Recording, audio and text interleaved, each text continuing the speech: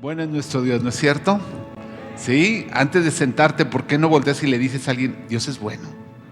Dios es bueno, ¿eh? Ha sido bueno. Él ha sido bueno en gran manera con nosotros. Y toma tu lugar.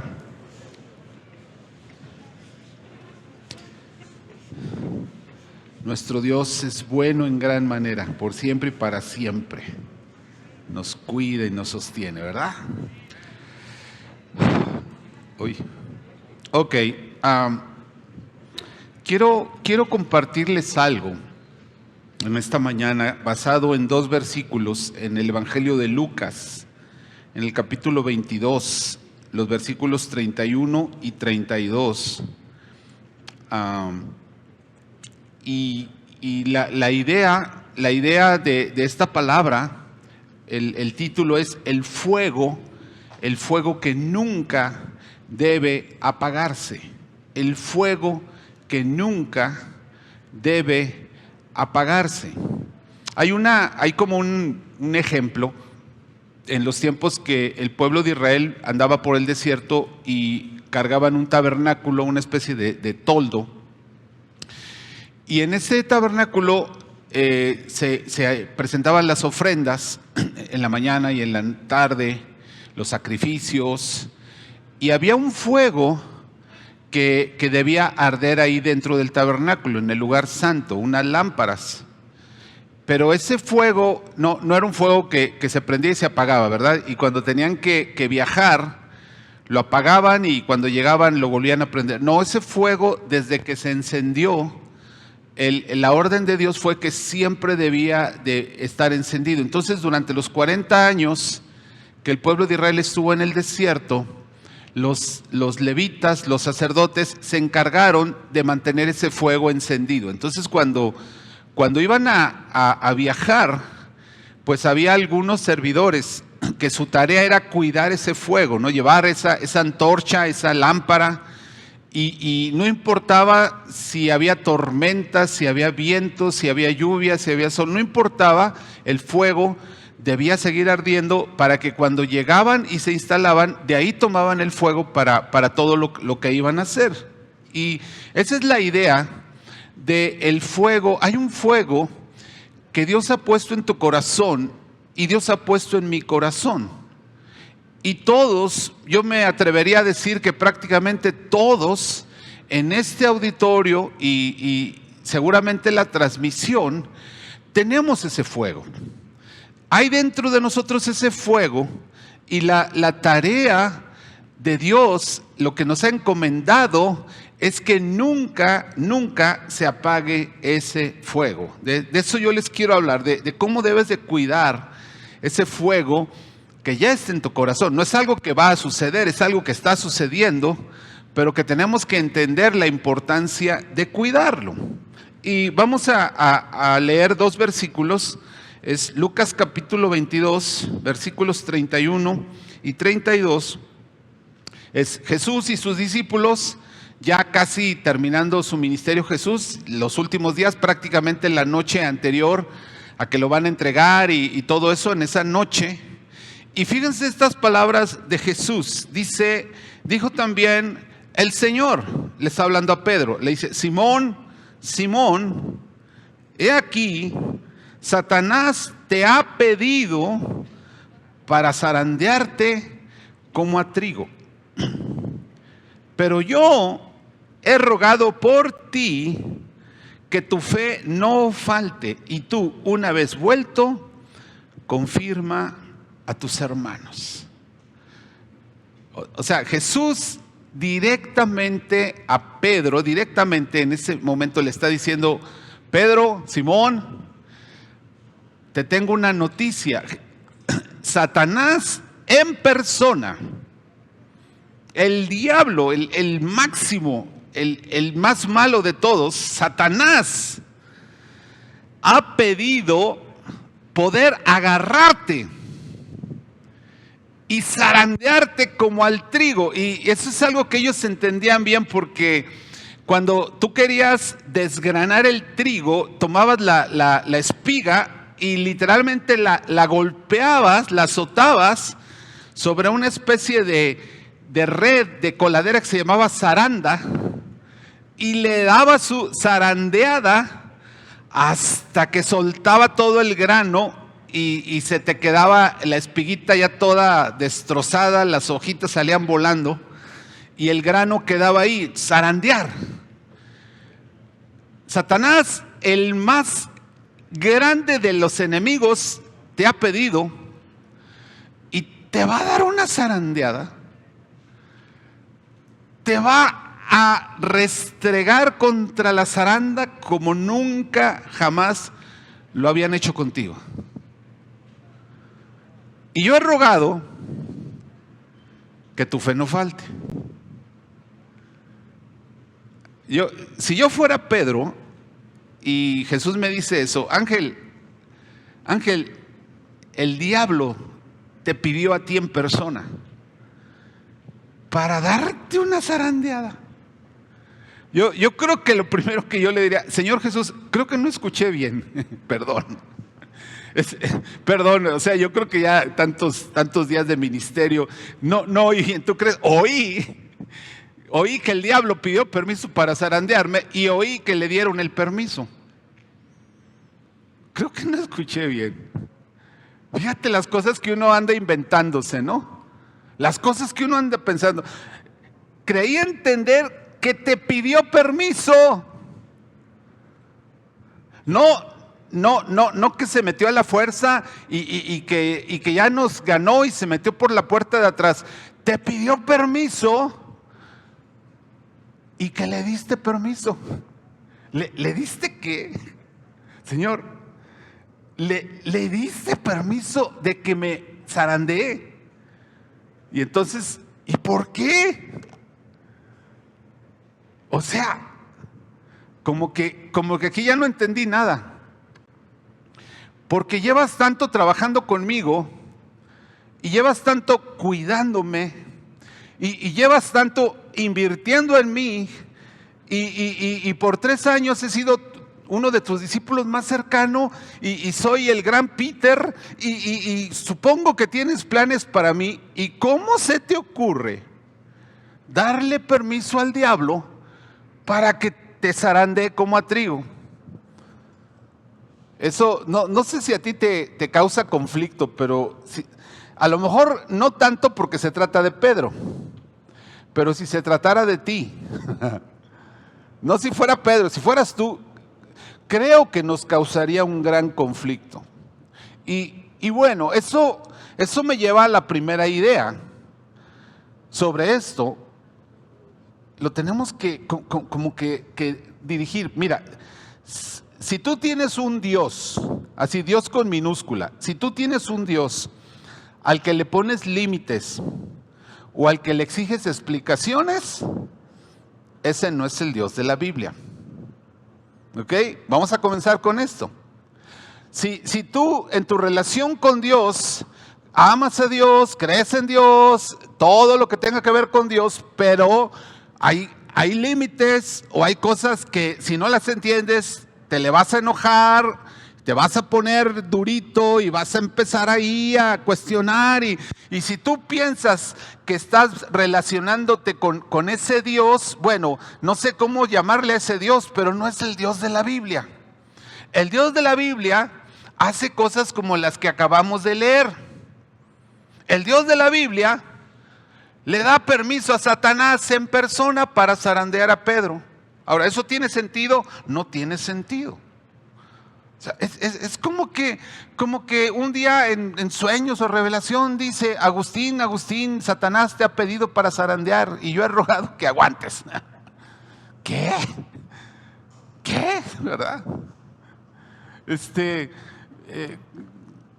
Conrado, el diablo en persona te pidió y te va a dar una. Y yo nomás he rogado que aguantes, ¿verdad? Ana Ruth, Satanás en persona dijo, esa chaparrita, ¿verdad? Yo quiero ganarle. Bueno, tenemos un Dios que a veces hace cosas como estas y la verdad no tenemos una respuesta. No podemos decir, qué bien. En realidad es, ¿por qué?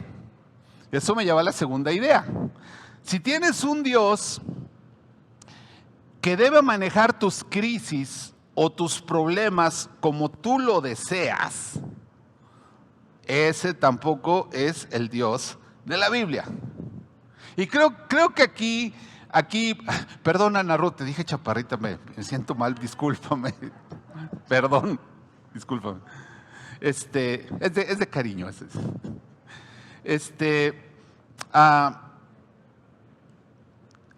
Creo que aquí tocamos base cuando, o sea, vamos a dejar tantito a Pedro y vamos a pensar en nosotros, vamos a pensar en lo que tú estás viviendo, en la semana que has tenido, en la temporada que estás teniendo, en los tiempos que te han venido. Y ahí es donde yo sé que estoy en crisis, pero yo esperaría que Dios maneje mis crisis y mis problemas como yo quiero. O sea, pues que me ayude, que responda pronto. ¿No te gustaría que a la tercera oración Dios respondiera? Digo, sería chidísimo que todos supiéramos que la tercera, a la una, a las dos, ¡tras! Amén. Y ahí está. A mí me encantaría que Dios así manejara mis crisis. A mí me encantaría que siempre hubiera una explicación. Incluso si Dios me va a decir que no, dijera, hijo, pues mira, déjame te explico, ahí te va un pliego dándote las razones por las cuales voy a responder que no, pero entonces todo va a tener sentido y eso te va a ayudar. A mí me encantaría que Dios manejara así mis crisis, con información, con razonamientos, con explicaciones, rápido y de buen modo, ¿verdad? ¿Alguien quisiera que Dios así ¿verdad? Puros honestos aquí, ¿verdad? Los demás bien santos seguramente, ¿verdad? Así, ¿no? Pero si nuestro Dios es un Dios de que las crisis y los problemas deben ser como yo quiero, ese tampoco es el Dios de la Biblia. Es como, Simón, Satanás te ha pedido para zarandearte y, Señor, pues tan fácil como dile que no. Pero qué necesidad. Dile que no. Porque durante todo este tiempo, ¿sabes por qué no me has zarandeado? Porque tú no lo has permitido, ¿verdad? ¿Por qué no te han pasado todas las tragedias y todas las desgracias y todos los ataques? ¿Y por qué no te ha venido el mundo encima? ¿Tú tienes alguna idea de por qué? Pues porque Dios le ha dicho que no 1 y 1000 veces al diablo. Y ha pedido, y yo quiero hacer esto, y quiero hacer aquello, y quiero meterme aquí, y Dios dice, no, y no. Pero de repente un día dice, sí. Entonces yo le diría, no, dile que no. O sea, un Dios al que yo le puedo negociar. Por ejemplo, ¿alguna vez tú llegaste a hacer una oración como esta? Señor, pídeme cualquier cosa menos esto. Lo que quieras menos esto. Bueno, ese Dios al que uno le puede decir lo que quieras menos esto, no es el Dios de la Biblia. No, aquí le está diciendo, Pedro, nos pidió y te concedimos. Así es que prepárate porque te va a venir una. La tercera idea es que el Dios de la Biblia tiene un plan cuidadosamente preparado para cada crisis de tu vida.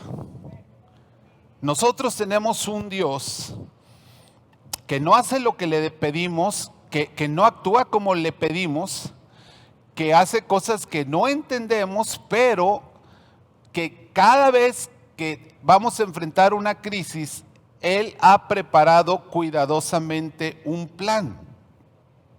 O sea, Él no va a improvisar con tu crisis, Él ha preparado un plan para tu crisis. O sea, cuando nosotros entramos en la crisis, cuando el diablo obtuvo luz verde, ya Dios previamente había preparado el plan.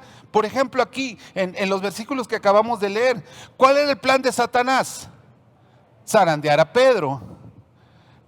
Así es que Satanás dice, le voy a dar y le voy a para acá y para allá y lo voy a zarandear. Ya tenía su plan el diablo.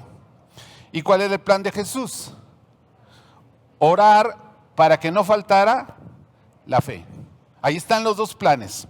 El plan del diablo es, lo voy a zarandear hasta que reniegue, lo voy a zarandear hasta que se enoje contra Dios, lo voy a zarandear hasta que se aleje de Dios, lo voy a zarandear hasta que maldiga a todo mundo, lo voy a zarandear hasta que esté bien amargado, lo voy a zarandear hasta que quede hecho garras. Y el plan del Señor es, aunque lo zarandeen, yo espero que su fe no falte. Ahora, ¿cuál creen que sea el mejor plan? Siempre los planes de Dios son mejores que los planes de nuestros enemigos. Si a ti te parecen monstruosos los planes de los enemigos de tu alma, puedes confiar que los planes de Dios son maravillosos. Y los planes de Dios están diseñados para responder a los planes de tus enemigos. O sea, el enemigo tiene su plan y el Señor tiene el plan para responder a ese enemigo. En otras palabras, lo que Jesús le está diciendo a Pedro, mira Pedro, ¿sabes cuál es mi plan? Que tu fe no falte, es lo que estoy orando, que tu fe no falte. Sí, me gusta la idea de comparar la fe de Pedro como un fuego que no debería apagarse. Es como si dijera, mira Pedro, Satanás va a venir a soplar contra ti para apagar tu fuego y va a hacer todo tipo de esfuerzos por apagar tu fuego para que ya no haya fe, pero yo he orado para que pase lo que pase, ese fuego nunca se apague. Y es lo mismo que quiere Dios para cada uno de nosotros. Cada vez que tú y yo tenemos una tribulación, hay literalmente una conspiración, un complot contra nuestra fe. Y la intención es apagar nuestra fe, que se acabe nuestra fe, que ya no tengamos fe, que se apague el fuego, porque si se apaga el fuego, entonces estamos en la más terrible oscuridad y perdidos. Pero mientras haya un poquito de luz, mientras haya un leve fuego, todavía podemos seguir avanzando. Y aquí me encanta cómo creo que Dios me lo estaba mostrando. Porque yo estaba pensando en ustedes, cuando estaba trabajando en esta prédica, yo estaba pensando en ustedes y decía, Señor, en mi opinión, y yo no sé quién es quién, pero en mi opinión, hay algunas personas que su fe en este momento es una fe fuerte, es una fe robusta. Digamos que su fe es como una fogata así gigantesca, llena de troncos y ardiendo, y esa es su fe. Y hay otros creyentes, y no digo quiénes ni señalo a nadie, pero que probablemente su fe no esté tan fuerte en este momento. Y su fe sea pues quizá apenas una fogatita así como de campamento, ¿verdad? Unos cuantos palitos y nada más. Y posiblemente haya personas en esta familia espiritual que somos, pues que su fe apenas es un cerillito prendido. Apenas un cerillito prendido. Pero te digo una cosa, ni el primero, ni el segundo, ni el tercero hacen diferencia mientras no apaguen el fuego. O sea, tu fe puede ser en este momento una fe pequeñita, apenas visible. Quizá tú sientes, es que me cuesta tanto creer, es que es tan difícil. Y yo me digo que sí, Señor, espero en ti, y estás con tu cerillito. Y el cerillito no debe de apagarse. Ahora, si tu fe es muy pequeñita y tú quisieras tener una fe grande, es cuestión simplemente de algunas cositas que vamos a ir aprendiendo y eso va a hacer que tu fe crezca. Nuestra fe está diseñada para crecer. O sea, tú y yo podemos hacer cosas que hagan que nuestra fe sea cada vez mayor. Así es que si estás en el cerillito, tú tienes formas de que ese cerillito se convierta en una fogata y luego en un bosquezón ardiendo. Hay cosas que podemos hacer, pero lo importante es que no se apague tu fuego. Bajo ninguna circunstancia el fuego se debe apagar. ¿Están conmigo? Bueno, ya llegamos a donde yo quería llegar para compartir esta palabra. Ya tenemos el fuego, cerillito, fogata, bosque ardiendo. Tú y yo ya tenemos un fuego en esta mañana delante de Dios. Y a lo mejor no solo tienes el fuego, sino que tienes el problema. Pues quizás no todos estamos en el mismo nivel de zarandeada, ¿verdad? Algunos con algunos problemas sencillos y otros con problemas realmente fuertes. Así es que ya tienes los dos componentes, tienes el fuego y tienes la zarandeada. ¿Qué es lo que debes de cuidar? Que no se apague el fuego. Lo voy a repetir.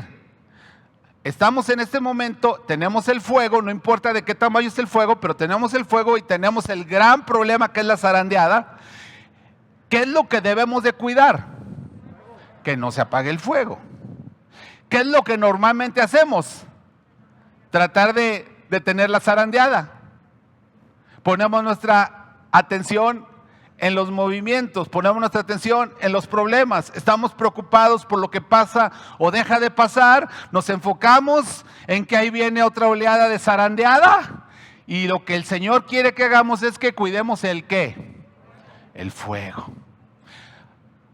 Esa debe de ser el enfoque de los tiempos que vivimos, que aunque estamos siendo zarandeados, nuestra atención no está en el conflicto, sino en que no se apague mi fuego. Es básicamente lo que Jesús ha pedido. Es como si oraba y dijera, vas a estar en un problema, ¿verdad? Juan Pablo va a estar en un tremendo problema, pero yo oro para que no se apague su fuego. No voy a modificar la tribulación, no voy a atenuar el problema, pero yo oro porque no se apague el fuego. Y yo quiero darte dos ideas finales. La primera es cómo se apaga el fuego, para que evites eso. Y la última es cómo se aviva el fuego. Así es que aquí estamos, hay un fuego en nosotros, puede ser pequeñito, mediano, grande, hay un problema y ahora tenemos que cuidar el fuego. ¿Cómo apagamos el fuego? Creo que de aquí pueden salir pues más ideas, por supuesto, pero resumiéndolas, hay dos cosas que tú y yo debemos de tener mucho cuidado para no apagar el fuego. Creo que lo apagan. Y una de ellas, creo que en estos tiempos estamos en cierto peligro. Y una de las cosas que apaga el fuego es cuando nosotros nos separamos o nos alejamos de los demás. Nos aislamos. Es tan obvio como lo que todo el mundo ha visto alguna vez. Tú tienes un montón de carbones encendidos, están ardiendo juntos, están comunicando el calor unos con otros, y si tú tomas a uno de esos carbones encendidos, bien calientito, y lo pones aparte, ¿qué le va a pasar?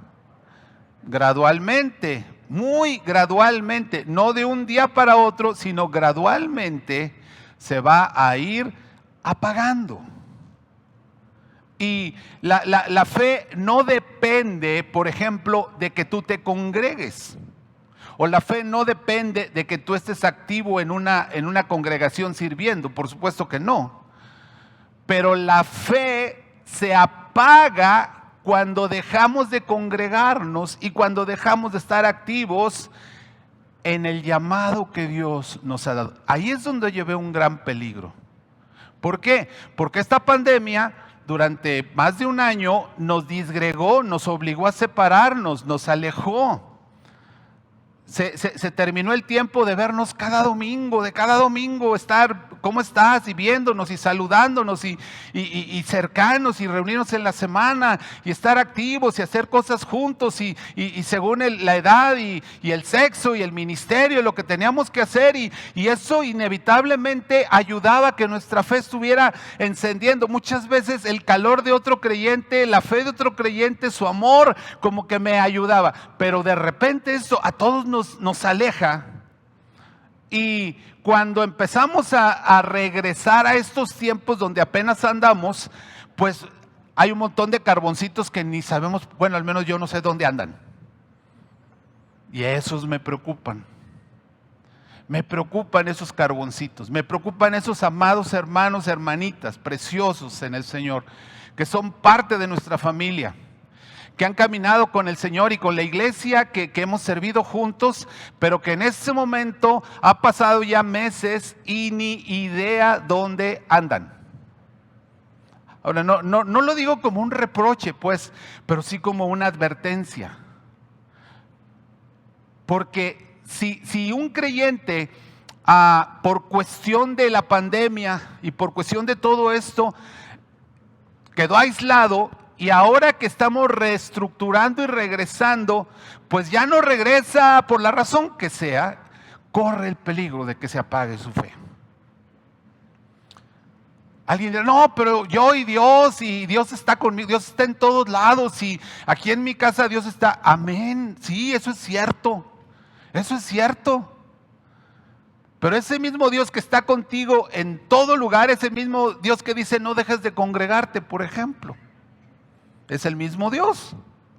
Lo mismo dice una cosa como dice la otra, y no es la chimoltrufia. Pero lo mismo te dice, yo estoy contigo donde quiera que estés, que no dejes de congregarte. Que participemos juntos de la amistad, de la comunión. Entonces, cuando el carboncito se separa, corremos el peligro de que se vaya apagando el gran incendio o la fogata o el cerillito, cualquiera de los tres. Separamos ese creyente, se empieza a apagar. Otra cosa que apaga el fuego de la fe.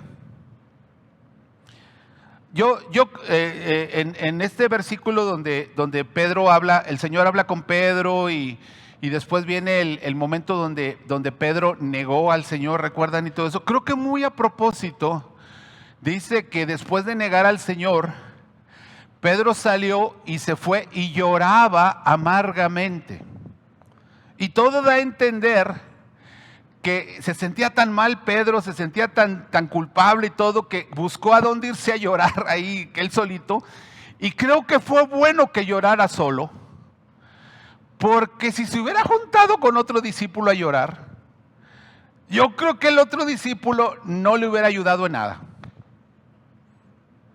O sea, no sé, imagínate que llega ahí Andrés o Tomás o Mateo, ¿no? Y ay, Pedro, de por sí Pedro se siente mal. Y no, Pedro, es que lo que hiciste, no, es que eso no se hace.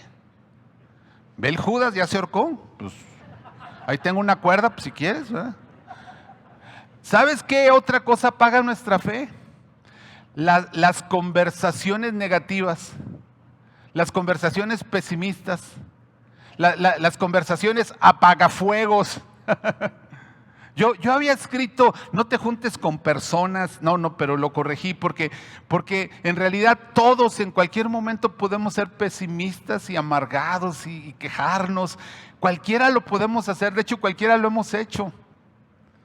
Y si la orden fuera no te juntes con los pesimistas, habría que salir de este mundo, ¿verdad? Porque todo mundo puede serlo. Pero aléjate de las conversaciones que apagan tu fe. Mira, a lo mejor se trata de tu mejor amiga, de tu mejor amigo, y empieza a decir cosas que sientes que te apagan la fe. Dile, manita, tiempo fuera, al rato te llamo, ahorita tengo algo que hacer, y que es huir de ti, ¿verdad? No, eso no lo quiero escuchar, no me digas cosas que van a apagar mi fe. Si yo estoy con el cerillito tratando de mantener mi fe, por favor no me digas que las cosas se van a poner peor, no necesito oír eso. Por favor, no me digas que cada vez las cosas están, no, ¿a dónde vamos a ir a parar? No me lo digas. No me digas que acaban de descubrir que la gente de mi edad y de mi sexo es la que más se muere. No necesito saber eso.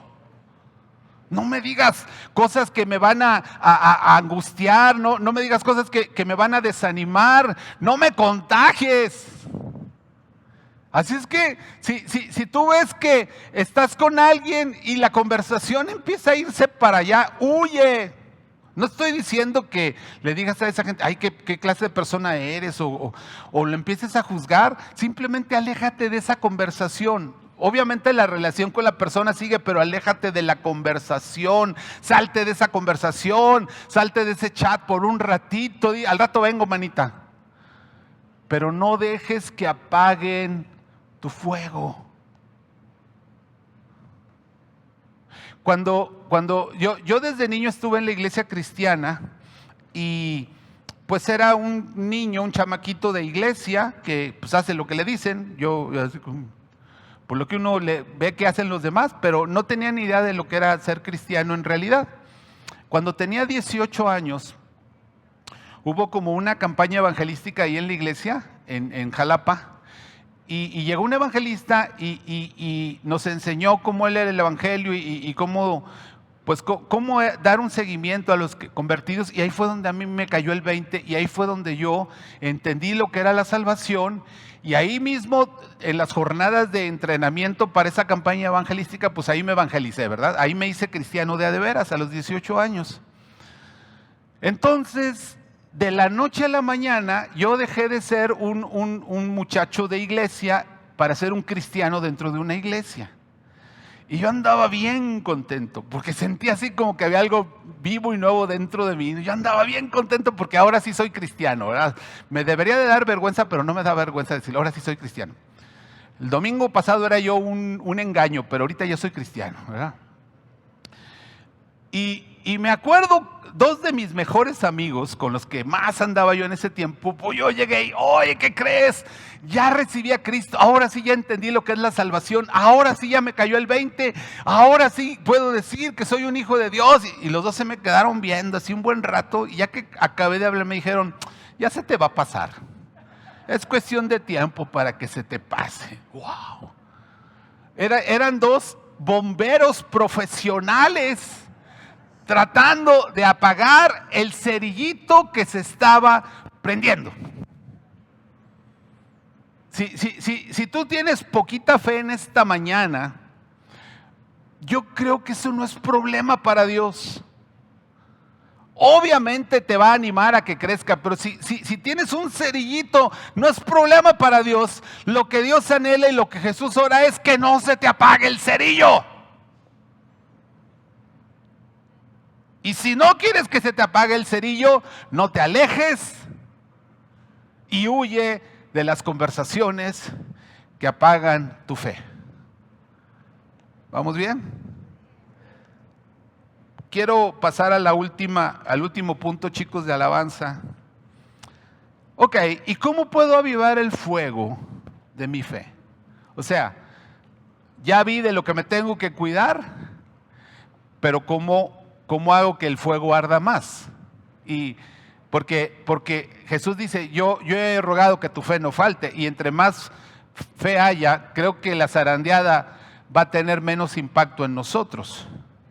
O sea, va a ser igual de violenta. La zarandeada no va a ser menos violenta si yo tengo más fe.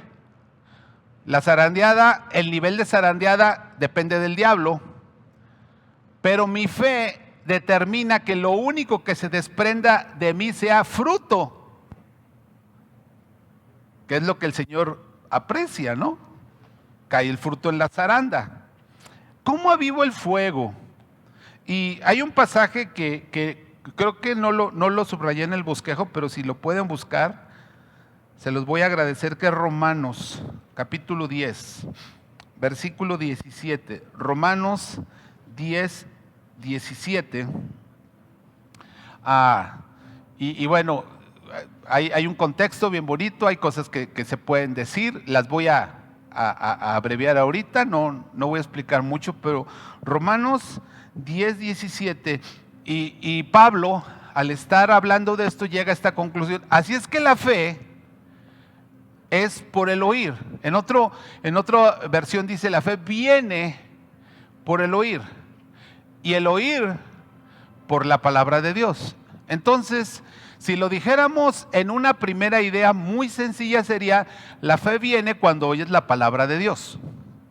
Si tú oyes la palabra de Dios, si tú te acercas a la palabra de Dios, el resultado de acercarte a la palabra de Dios es que vas a tener más fe.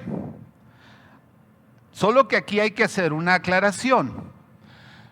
El oír, la fe que viene por oír la palabra de Dios no significa que tú pongas, por ejemplo, un audio con la Biblia y todo el día estés oyendo versículos y versículos y versículos. Digo, eso está bien si te es posible oír la palabra, pero esa no es la razón, porque si esa fuera, entonces todo se reduciría. Mira, ¿quieres tener más fe? Pues toda la noche pon la Biblia en audio.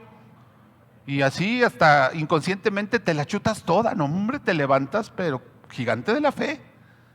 Y sin esfuerzo, durmiendo. Suena bien, ¿no?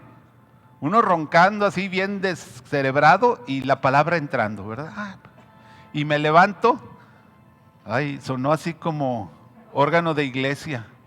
De repente me sentí así como Martín Lutero, ¿no? Así como... No es cierto, Dani, síguele, dale, vas bien, va bien. O sea, la idea no es como el que yo me sature de conocimiento de la Biblia. Está bien conocerla, aprenderla, etcétera, pero no es porque conozco mucho de esto o lo estudio así teológicamente que tengo fe. La palabra va a producir fe en mi corazón.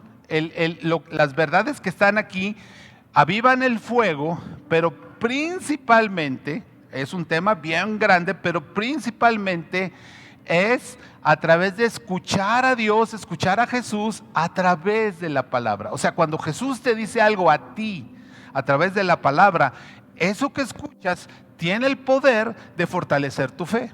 Es lo que hace que tu fe crezca, que el fuego aumente cuando Él te dice algo. De hecho, en el pasaje que leímos al principio, en el de Lucas 22, 31 al 32, Jesús le está diciendo a Pedro, le está hablando, palabra que está saliendo de la boca de Dios, de Jesús, para que Pedro sepa de dónde sostenerse. Recuerdan que al principio, cuando empezamos la enseñanza, decíamos que Pedro iba a tener muchas dudas. ¿Y por qué lo hiciste? ¿Y por qué le das permiso? ¿Y en qué cabeza cabe? Y todo. Pero Jesús fue muy sabio en lo que le dijo. Mira, Pedro, Satanás te ha pedido para zarandearte como a trigo, pero yo he rogado por ti.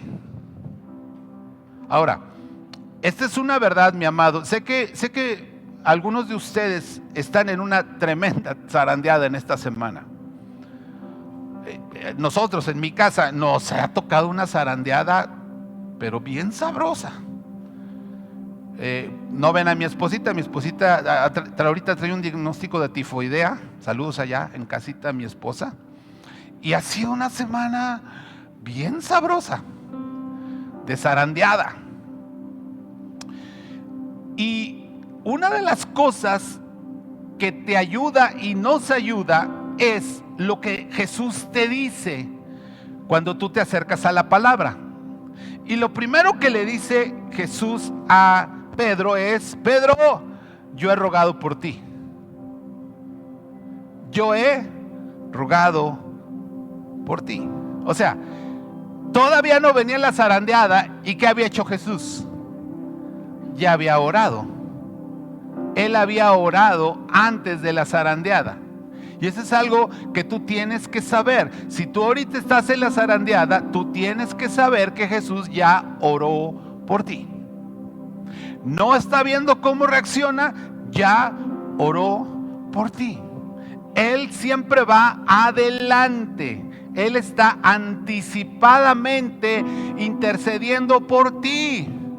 Si tú vas a enfrentar un problema la próxima semana, Él está en este momento orando por ti porque sabe lo que viene, sabe de qué intensidad es, sabe cómo te va a simbrar, sabe qué áreas de tu vida las va a tocar. Por eso está orando en este momento.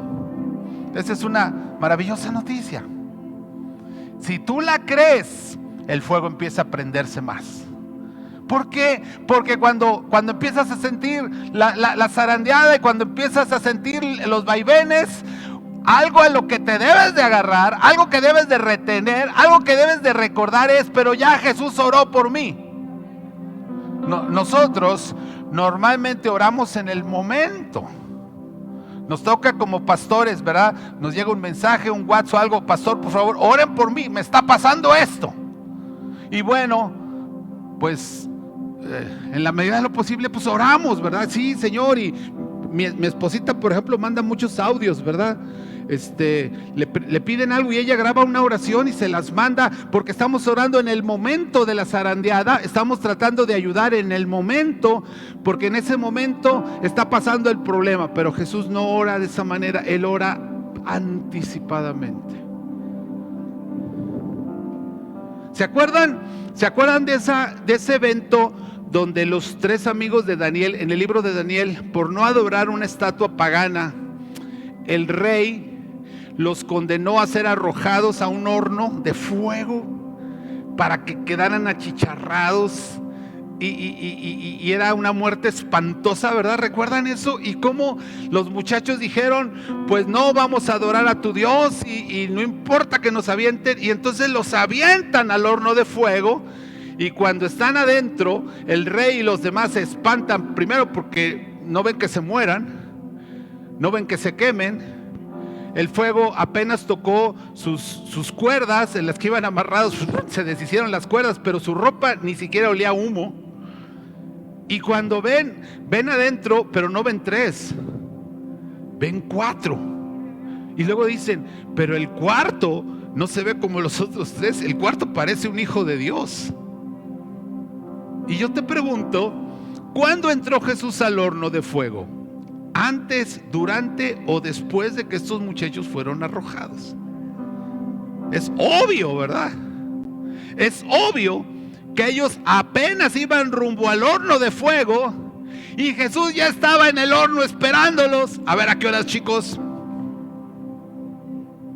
Yo quiero manifestar mi gloria a este reino, así es que vengan, cáiganle. Y entonces el diablo los agarró, los zarandeó y los aventó al horno, pero en el horno los estaba esperando Jesús. Por eso dice: yo he rogado por ti, Pedro. El diablo te pidió, pero yo he rogado por ti.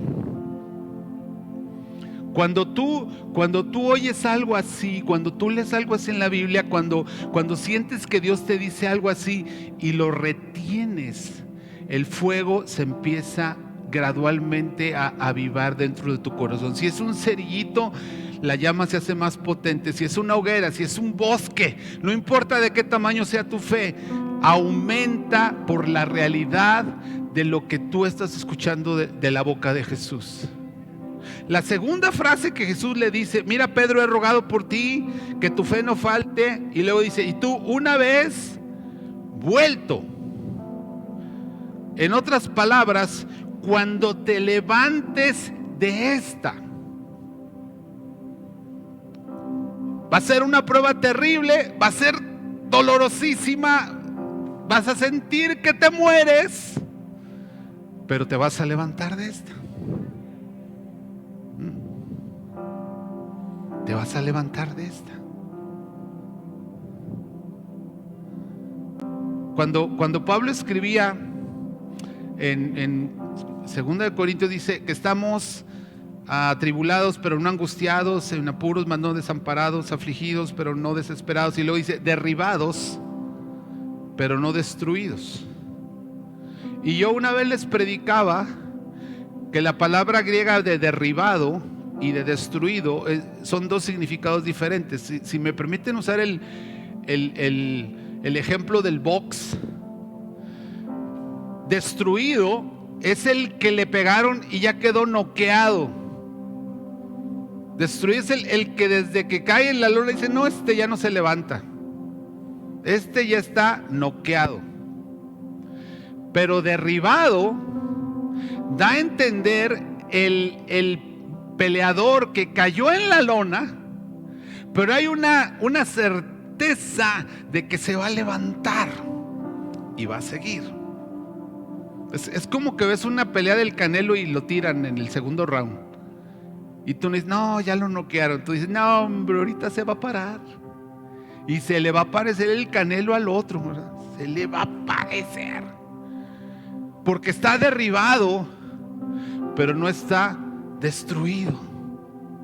Y Jesús dice, Pedro, el diablo te va a derribar, te va a zarandear con la esperanza de destruirte, te va a derribar, te vas a sentir culpable, te vas a sentir traidor, te vas a sentir que fuiste un blasfemo, te vas a sentir que yo ya te deseché, te vas a sentir que echaste a perder todo, te vas a sentir que ya no hay esperanza. Pero yo te digo una cosa, te vas a levantar. Y tú una vez vuelto. ¿Sabes que por eso es tan importante que escuchemos la palabra de Dios en las tribulaciones? Por eso es tan importante, amados. Porque una palabra que salga de la boca de Jesús, que tú la veas aquí, te puede decir, de esta te vas a levantar. Y si Él dice, de esta te vas a levantar, es porque de esta te vas a levantar. Eso es bien profundo. De esta te vas a levantar. Wow. Me acuerdo hace como 9 años, en un tiempo de una zarandeada espantosa en mi vida y mi familia. En algún momento yo sentí que no la libraba. O sea, sinceramente, yo dije, no, esto está muy, muy difícil, muy complicado. Y un día, orando con mi esposa, Dios nos dio una palabra mientras orábamos. Zacarías 9:12, si no me equivoco. Y Zacarías 9:12 dice, volveos a la fortaleza, oh prisioneros de esperanza. Volveos a la fortaleza, oh prisioneros de esperanza. Hoy también os anuncio que os restauraré el doble. Ese versículo nos dio esperanza. Porque yo dije, yo no me levanto de esta, yo estoy destruido. Y Dios dijo, no, tú no estás destruido, tú estás derribado. Pero yo te restauraré. Y no solo te restauraré, el doble. Entonces, cuando tú estás en la tribulación y oyes a Jesús diciendo, y una vez vuelto, entonces sabemos que la palabra que sale de la boca de Jesús es muy confiable. Y es confiable no solo por su poder, sino porque conoce el futuro. ¿Conocía Jesús el futuro de Pedro o no lo conocía? ¿Sabía que se iba a levantar?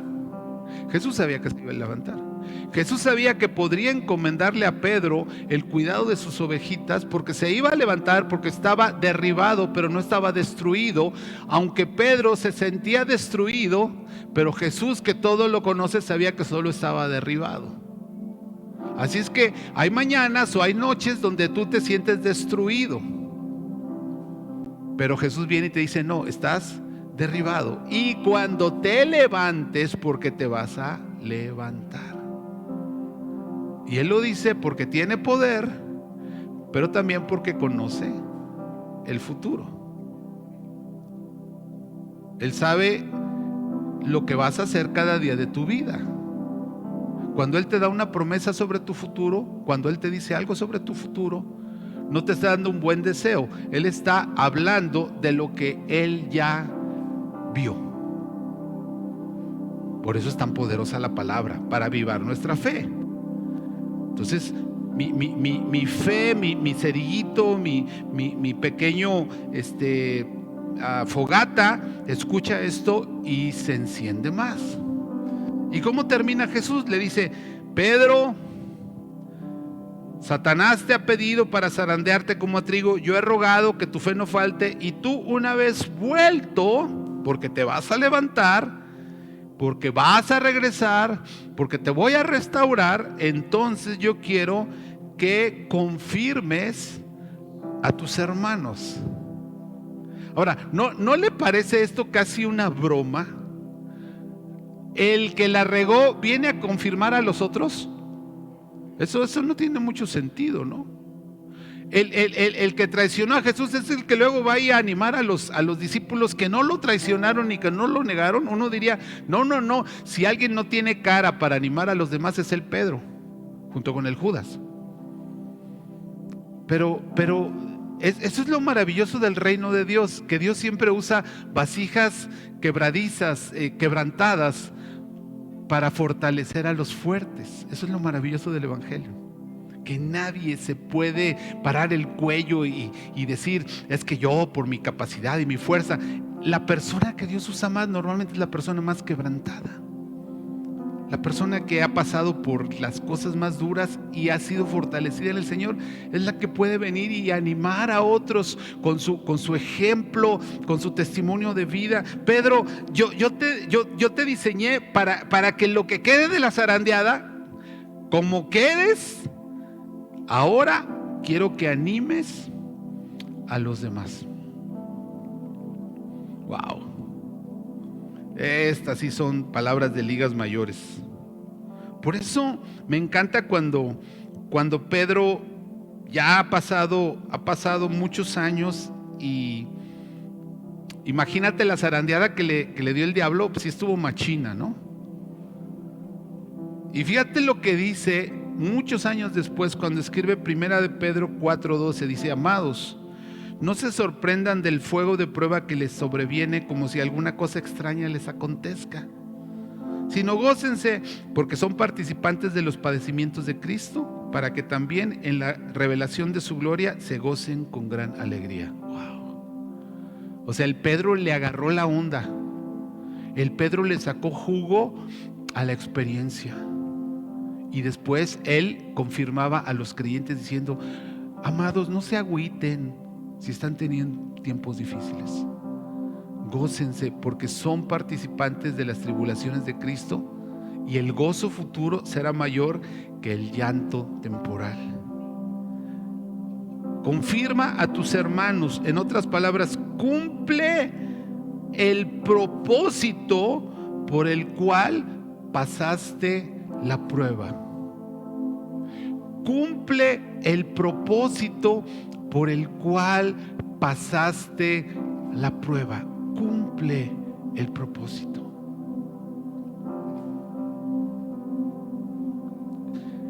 La zaranda, esa como un cernidor, como una coladera gigante, así. La zaranda es así, grandota. De ahí viene el zarandeado, así de... La zaranda siempre retiene el grano, el trigo. Siempre hay fruto.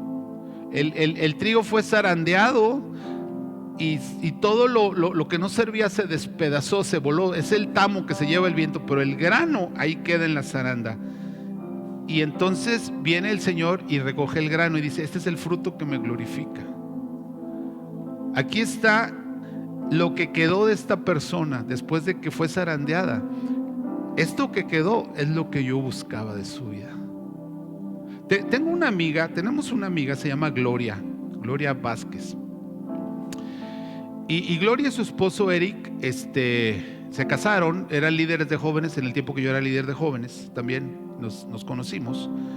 Y nació su primera bebé, y su bebé nació con un síndrome muy raro que desgraciadamente le complicó la salud, la vida, y a los pocos años la niña falleció. Así es que ellos vivieron esa zarandeada, y los médicos les dijeron: miren, esta es una situación genética, si deciden tener otro bebé, pues son pocas las posibilidades de que esto se repita. Puede suceder, pero son pocas posibilidades. Tomaron la decisión de embarazarse, nació una segunda niña, y lamentablemente la niña también desarrolló la enfermedad y fue la misma situación y finalmente la niña murió. Y ellos pues decidieron mejor adoptaron a una niña, pero buscaron a una niña que tuviera capacidades diferentes y adoptaron a la que es su hija, que tenía ciertas capacidades diferentes y la criaron. Y hace unos años, como unos 9 años, ellos siempre sirviendo al Señor, y de repente él se puso mal, enfermó así muy rápido, lo metieron al hospital, tuvo un problema como de aneurisma y desgraciadamente falleció él, Eric. Y Gloria, que ha perdido a dos hijas y al marido, siendo una mujer que sirve a Dios y que ama a Dios, y después de haber sido zarandeada de esta manera y literalmente su vida quedar despedazada, lo que quedó de esa vida, lo que es Gloria hasta el día de hoy, es una mujer con una convicción y una pasión por Dios y una gracia para consolar a los que sufren, como pocas personas yo he visto en este mundo. Ella, ¿qué está haciendo Gloria? Gloria está haciendo lo que Jesús le dijo a Pedro: cuando tú regreses, Pedro, cuando tú regreses, lo que va a regresar Pedro, no va a ser el Pedro que fue zarandeado. En el proceso muchas cosas las vas a perder, Pedro. Casi vas a sentir que lo pierdes todo, casi vas a sentir que pierdes la vida, pero lo que quede, yo lo voy a usar poderosamente. Tú vas a poder confirmar a tus hermanos. Ni Juan, que es el discípulo amado, ni Jacobo, que era parte de los 3, ni nadie de los que estuvieron más cercanos va a tener la capacidad de fortalecer como tú, porque lo que quedó de ti es lo más precioso que pueda haber en manos del Señor. Así es que, Pedro, cuando regreses, porque vas a regresar, cumple tu llamado, como Gloria está cumpliendo su llamado. Gloria podría estar apagando su fuego. ¿Por qué? Si yo te he servido toda mi vida, y si he predicado y he sido líder de jóvenes, me quitaste a mi hija y a la segunda hija y luego al marido. ¿Por qué, Dios mío? ¿Dónde está tu poder si me amas tanto? Ella podría dejar que todo esto apagara su fuego, pero en lugar de permitir eso, ella se ha enfocado en vivir para el propósito para el cual Dios le permitió pasar por esa tribulación. Así es que todas tus tribulaciones tienen un propósito. Todas tus tribulaciones tienen un destino. Todas tus tribulaciones te van a llevar a encontrar a alguien para algo. Todas tus tribulaciones te van a llevar a encontrar a alguien para algo. Y ese es el deseo de Dios, ese es el diseño de Dios. Hay tantos ejemplos que podríamos mencionar. Ya por el tiempo no lo quiero hacer. Pero si tú eres capaz de aferrarte a las palabras que salen de la boca de Dios, tu fe va a venir por ese oír. El oír la palabra de Dios. Y cuando la escuches, tómala como lo único a lo que te puedes aferrar, pero será suficiente. Y cuando termine la tribulación, busca el propósito por el cual Dios te hizo pasar por ahí y te sostuvo y te trajo de regreso. Ahora tenemos otro sentido en nuestras tribulaciones, ¿no? Ahora tenemos otra perspectiva. A lo mejor llegamos pensando: ay, Dios, pues ¿qué me puedes decir? Quizá una buena explicación, creo que la merezco. Quizá un poquito más información me ayudaría. Sin embargo, vemos híjole, ¿cómo hablar de Dios? No alcanza las palabras, pero ¿cómo Dios puede ser tan bueno? ¿Por qué no le damos gracias? ¿Estás agradecido con Dios? aún por tus tribulaciones. Lo puedes ver ahora detrás de la prueba, ahí en el horno de fuego. Puedes percibirlo. Yo estoy seguro que Él se está levantando en medio de la oscuridad que tú y yo pudiéramos ver hacia adelante. Él se está levantando para poder enfocarnos en Él. Jesús, nos extendemos a ti con toda nuestra fe y con todo nuestro corazón. Nos volvemos a ti con toda nuestra fe y con todo nuestro corazón, Señor. Ahora que estamos pasando por tiempos difíciles y que para algunos ha sido una zarandeada brutal, demoníaca, satánica, que les está despedazando y está deshaciendo lo que consideraban estable y seguro, y pareciera que no hay fin. Ahora nosotros podemos darnos cuenta de que tú estás ahí, de que tú estás presente, de que tú has orado por nosotros, Señor. No habíamos entrado en la prueba y tú ya estabas ahí, orando por nosotros, esperándonos en el horno de fuego, en la tribulación, en la zaranda, en el valle de sombra de muerte, en la angustia, en el hospital, en la funeraria, en la calle, en el peligro. Estabas ahí esperándonos para protegernos y para restaurarnos y para fortalecer nuestra fe, para afianzar nuestra fe, para enviarnos de regreso con un propósito, para